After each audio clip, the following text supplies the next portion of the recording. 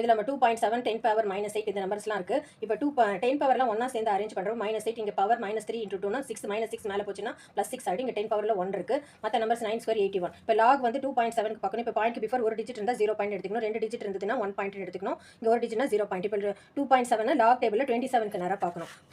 27க்கு நேராக பார்த்தோன்னா 4314 வருது. ஸோ அந்த நம்பர் இதில் எழுதணும். அதே மாதிரி 81க்கு லாக் டேபிளில் 2 டிஜிட்னா 1 பாயிண்ட் போட்டு 81க்கு நேராக பார்க்கணும்.